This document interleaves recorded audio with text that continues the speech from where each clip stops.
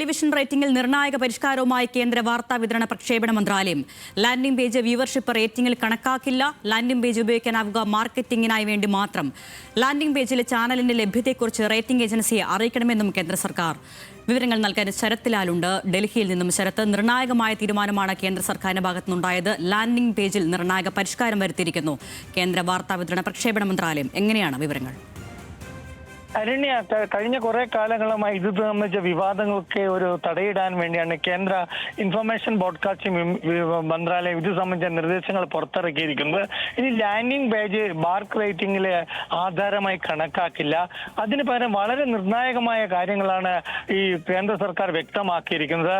ഏജൻസികളിലെ ഉദാഹരണം ബാർക്ക് അടക്കമുള്ള, അതായത് ടെലിവിഷൻ റേറ്റിംഗ് നടത്തുന്ന ഏജൻസികൾക്ക് നേരത്തെ 20 കോടി വേണമായിരുന്നു ആസ്തി. അത് 5 കോടിയെ കുറച്ചിട്ടുണ്ട്. അതായത് നിരവധി ഏജൻസികൾക്ക് ഈ റേറ്റിംഗ് ബിസിനസ്സിലേക്ക് വരാം. അതുപോലെ തന്നെ മറ്റൊരു പ്രധാന കാര്യം, 80,000 വീടുകളെങ്കിലും മിനിമം ഒരു റേറ്റിംഗ് സംബന്ധിച്ചിട്ട് 80,000 വീടുകളെങ്കിലും അതായത് റേറ്റിംഗ് ഏജൻസിയിൽ സെറ്റപ്പ് ബോക്സുകൾ വെക്കണം എന്നുള്ളതാണ് പുതിയ നിർദ്ദേശം. ഇതൊക്കെ കാണുമ്പോൾ വളരെ കൃത്യമായിട്ട് ഈ കാര്യത്തിൽ ഉണ്ടായ ബാർക്ക് റേറ്റിംഗ് കാര്യത്തിൽ അല്ലെങ്കിൽ TV ചാനൽ റേറ്റിംഗ് കാര്യത്തിൽ ഒരു പ്രധാനപ്പെട്ട നയരൂപീകരണത്തിലേക്ക് കേന്ദ്ര സർക്കാർ കടക്കുന്നു എന്ന് നമുക്ക് പറയേണ്ടി വരും. അതേപോലെ വളരെ പ്രധാനപ്പെട്ട കാര്യം എന്ന് വെച്ചാൽ TV റേറ്റിംഗ് ഏജൻസികളുടെ ആസ്തി കുറച്ചതാണ്. അത് നേരത്തെ നമ്മൾ സംസാരിച്ചതാണ്, അല്ല പറഞ്ഞതാണ്.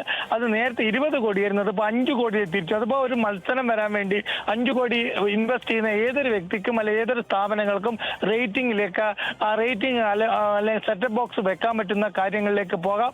അത് മാത്രമല്ല 80,000 വീടുകളിൽ ഈ സെറ്റപ്പ് ബോക്സ് വെക്കണം. അതിൽ വളരെ പ്രധാനപ്പെട്ട കാര്യം, ഈ ഏജൻസിയുടെ ഡയറക്ട് 50% പരസ്യദാതാക്കളോ അല്ലെങ്കിൽ TV ചാനലുള്ളവർ ബന്ധപ്പെട്ടവർ പാടില്ല എന്നൊരു നിബന്ധനയും കൂടി ഇതിന്റെ ഭാഗമായി വെച്ചിട്ടുണ്ട്.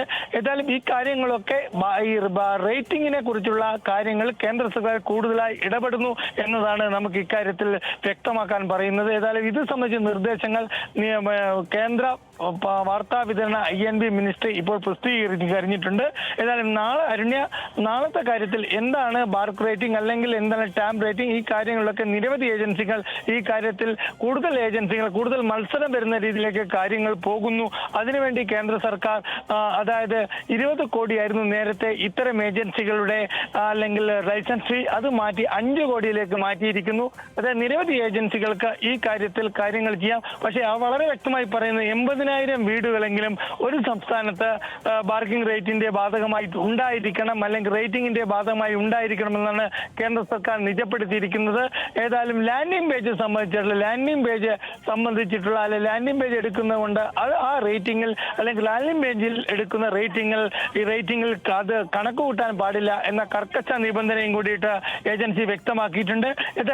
ഈ കാര്യത്തിൽ വളരെ വ്യക്തമായി നമുക്ക് പറയാൻ കഴിയുന്നത് റേറ്റിംഗിന്റെ കാര്യത്തിലുള്ള മത്സരവും കാര്യങ്ങളൊക്കെ കേന്ദ്ര സർക്കാർ ഇടപെടുന്നു എന്നതാണ്. കേന്ദ്ര സർക്കാരിന്റെ നിയമം അനുസരിച്ച് മാത്രമേ ഇനിയുള്ള കാര്യത്തിൽ ചാനൽ റേറ്റിംഗിന്റെ കാര്യത്തിൽ നിലപാടുകൾ വ്യക്തമാക്കാൻ കഴിയുള്ളൂ. അതാണ് ഇന്നത്തെ INB മിനിസ്ട്രിയുടെ അല്ലെങ്കിൽ പുറത്തിറങ്ങിയ വിജ്ഞാപനം നമുക്ക് മനസ്സിലാക്കുന്നത്. അതുകൊണ്ട് തന്നെ ഇനിയുള്ള കാര്യത്തിൽ റെഗുലൈസേഷൻ ഇൻ ദ റേറ്റിംഗ് എന്ന കാര്യത്തിലേക്ക് കേന്ദ്ര സർക്കാർ വ്യക്തമാക്കിയിരിക്കുന്നു എന്ന് നമുക്ക് പറയാൻ കഴിയും.